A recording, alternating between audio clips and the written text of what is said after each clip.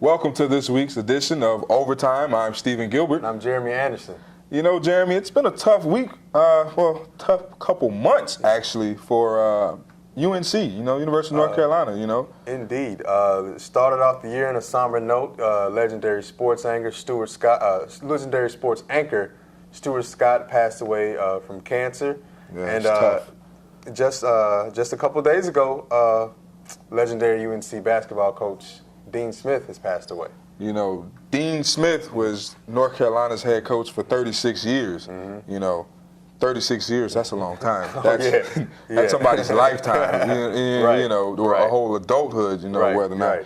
He led, UNC to 11 Final Four appearances, 2 national championships, which, Michael Jordan was a part of. Right.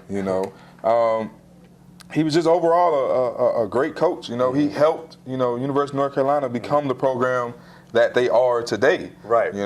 And Michael Jordan even spoke on how even though he had a father in his home, Dean Smith was like a second father to him. And you don't hear many, legendary athletes with the stature of Michael Jordan say that about too many of their coaches. And it's just sad to know that this legendary coach has passed away because he built the foundation to which Roy Williams is now, running at UNC. And the UNC that we know, as we were born in the mid-'90s, all we know is Roy Williams. But we've known that UNC has always been dominant, and that's all attributed to Dean Smith and his coaching legacy. It's a tough loss, not only for, the University of North Carolina, but it's college basketball as well. Yeah.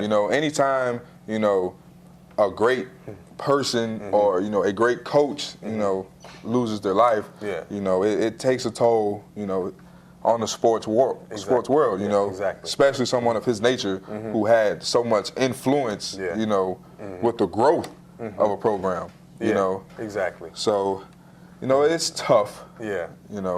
And speaking of tough, the Cavaliers, did not have such a great start to their season. No, but they didn't. Of late, they're catching on, aren't they? Yeah. I must admit, me being a Heat fan, I was kind of happy, when they were not so and so. But all is well. It's good for the NBA. When everybody's playing at their all-time high. Oh yeah, that's what makes the game as great as it is. But the funny thing is, perhaps came from LeBron. Right.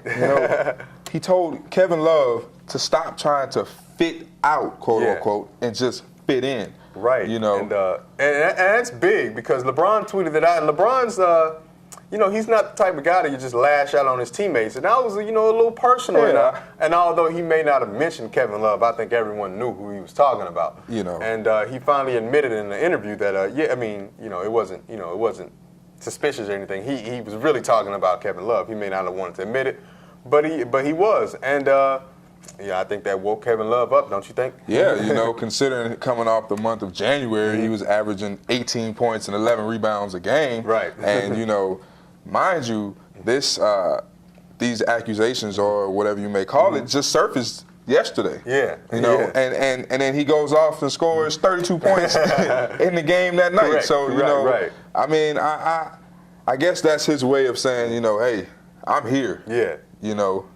So what do you think of the Cavs? Me personally, I want to see LeBron win a ring. Do you think they have a shot at it this year? Do you think they'll ever come around and bring a title back to a city that hasn't seen a title in a long, long time? Yeah, we're talking, 5 or 6 decades. It's wow. Yeah. For a city, I would like to see that. I honestly would. Even if they have to beat the Heat on the way? LeBron was instrumental in bringing, 2 championships to Miami. Yeah. We're forever grateful, for that. But, there's always a but. Yeah. This Cavs team kind of reminds me of the Cavs team that he had before he left. When he had Mo Williams, Anderson Varejao. He had, quote unquote, big names on his team, and they still couldn't get it done when it came to crunch time. Yeah. So Honestly, I don't see them winning it this year. You know, if the team decides to stick together, if Kevin Love, and that is a big if, Kevin Love decides to stick around, you know, we'll see. Okay. But, you know, as of in the near future, I don't see them, you know. Fair enough, but who is in the near future may win a championship is the teams that no one thought. Small market teams, you could say. We're not used to seeing these teams in such high, you know, rankings.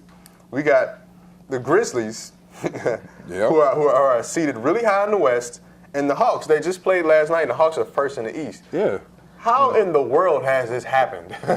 It seems as if it happened overnight. Right, yeah. You know, in the Western Conference, you have, you know, the Golden State Warriors shooting lights out. Yeah. They're number one, you know, in the Western Conference. And the toughest conference, I mean, for the last decade, the West has been, hands down, been the best conference. And you got the Warriors. Out of all teams, you have the little brother, you know, in first place for once. You know, the big brother is nowhere in sight, being the LA Lakers. Yeah. You know, they share a stadium or arena, you know, so it's like, it's bragging rights. Yeah. You know, it's I'm finally beating my big brother. Yeah, yeah. You know, and as far as the Atlanta Hawks are concerned, you know, this is the same team that was, you know, around since last year. Yeah. You know, in previous years. This is not a team that, you know, just rebuilt overnight. It's the same players. It's the same players. And for them to have five, you know, five Eastern Conference players of the month. That's outstanding. That's the whole starting five. And it's never happened in NBA history. Am I correct? Yeah. You know, so it's astounding. You know how you can have a starting lineup all be Eastern Conference players and you know what? of the month. And I don't think, with the exception of maybe Jeff Teague, very few of these guys are household names. I mean, to your hardcore basketball fans, of course, we'll all know them. But to the mother of a child who loves basketball, but she kind of likes basketball just because her son likes basketball. Yeah. I mean, she's not gonna know these people. Your average NBA fan isn't gonna know these people. It's just crazy how their team chemistry has grown so fast. I mean, from a team that makes the playoffs, but you know they're not gonna get past the second round, to number one in the East. Now you're scratching your head like, you know, what's going on? Exactly. And who's not looking so hot are the Clippers. Yeah. They've been playing well, but they suffered like you said, a huge loss to the Oklahoma City Thunder. I mean, they lost by almost 30 points, maybe more than 30 points. And Blake Griffin is injured. Yeah. And he may be out from between 2 to 6 weeks. We won't see him, you know, until after the All-Star break. And that's a tough loss. Griffin's averaging 22 and 7 with 5 assists. A big man averaging, you know, 5 assists. Passing the rock, you know. And the offensive production is just, you know, night and day when he's on or off the court. And when he's on the court, they're plus 353 points when he's on the court. That's a lot of points. Yeah. And when he's off the court, they're averaging, they're -6, you know, in point total. So, I mean, he is a very key part to their team. And without him, I don't see the Clippers looking so hot. Yeah, they're, you know, least to say, you know, one of the strongest teams at the moment, you know. Exactly. And, you know, on a side note, you know, Chris Paul, you know, recently, you know, lashed out, you know, at an official who so happened to be a female, you know, but that wasn't his case. His case was, you know, he felt they received a tech, you know, at the wrong time for saying, you know, what did we do, end quote, you know, and this isn't the first time he's came in encounter with this official, you know. He's met her before and he's gotten teed up, end quote, before. You know, so, you know, one of his thoughts was, you know, maybe this isn't for, you know, her. He wasn't necessarily directing it at her gender. He was just certainly, you know, directing it at her qualifications. You know, maybe this isn't a stage for a rookie ref to be on, you know, right now.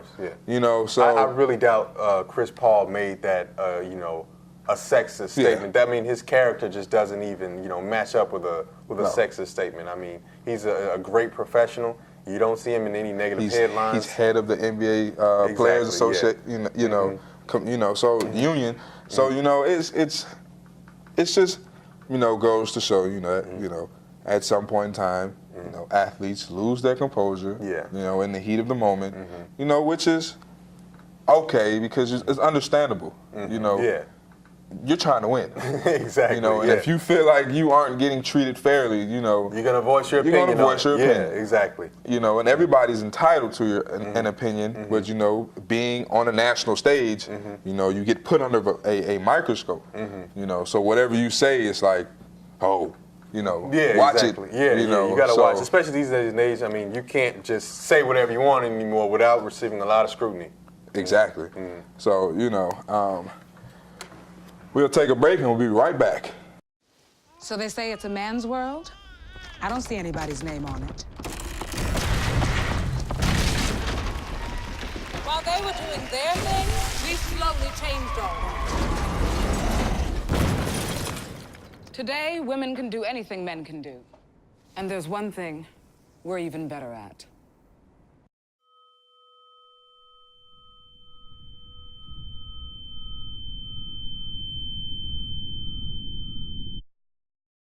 Welcome back to Overtime. Jeremy, let's talk about NFL and domestic abuse. Lately in the headlines, the state has dropped its charges against Carolina defensive end Greg Hardy of his domestic violence charges. The story was, he did some pretty horrible things to, I guess it was his girlfriend or fiance. His ex-girlfriend. His ex-girlfriend, and it's kind of sad. And the good thing that's coming of this is with social media, people are making it so aware. And us both being males, of course, we're just naturally not going to be more inclined to pay attention to such issues. And with social media, it's made me more aware of such of these. And it has to stop. Has to. The NFL has been shaky on its domestic violence policy, but I think with these cases coming up, and how close they are together, it seems it's going to force them to do something. Yeah, because when the media gets against you, you have to act. And I'm definitely a proponent of stricter domestic violence rules.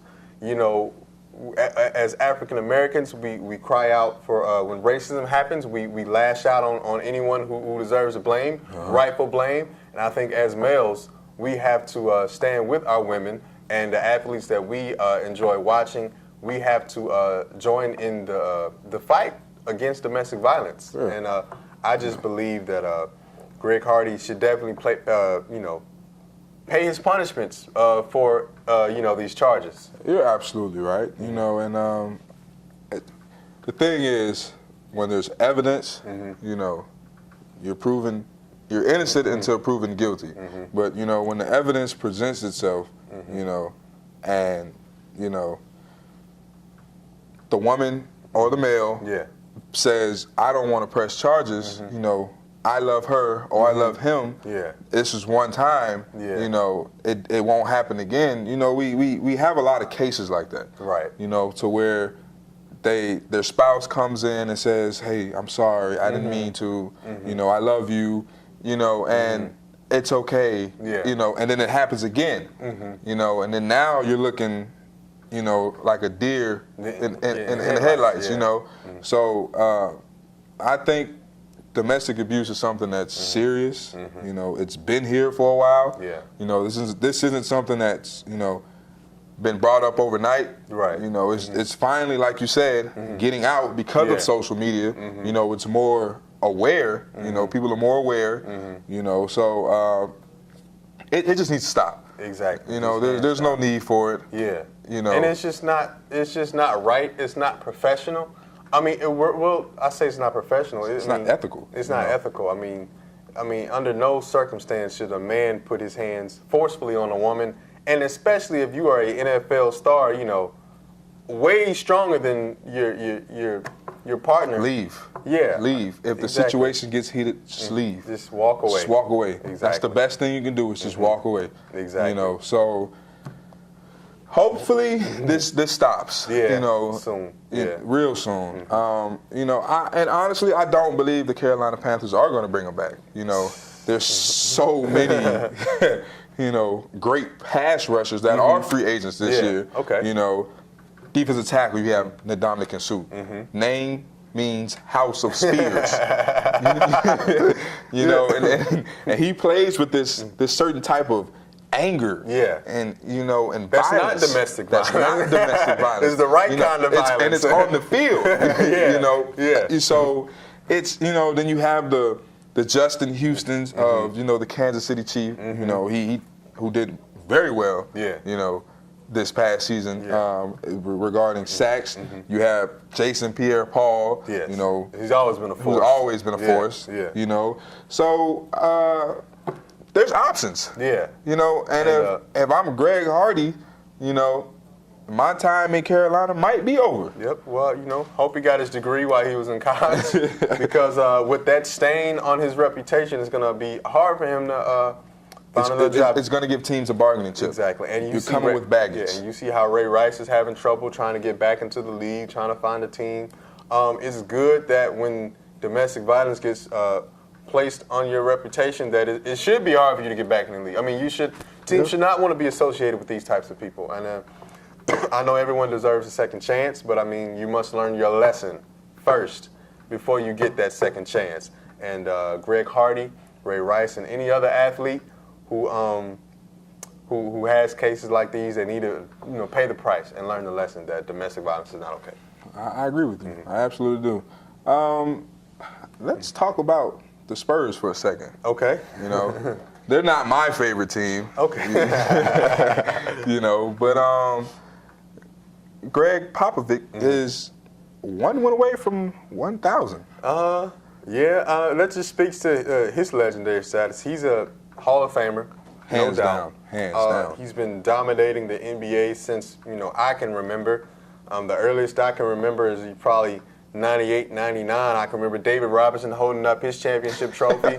And just last year, I mean, this is, you know, more than a decade later, he's still coaching teams. Tim Duncan is winning championships, and they're still looking strong this year. They slacked off a little bit, but I know. But you know, when playoff comes to, you know, when the playoffs come, the Spurs will be back. You know. And that's all because of Greg Popovich and how he handles himself, how he carries his team. The Spurs would be nothing without Greg Popovich. I mean, we wouldn't know who Manu Ginobili is. No. We would not know who Tony Parker is. No. I'll give it to Tim Duncan. He may still be a star. Yeah. But Greg Popovich has made a lot of players. You're absolutely right, you know. And they play the Pacers tonight, you know, so I don't know. I think he might win, you know, I 1,000. believe he'll get it, and it'll be a special ceremony. It'll be a special moment for the Spurs. And ultimate professional, may not be the nicest guy to the media, but he carries himself in a respectful way. And there's not much you can pin on Greg Popovich that's negative.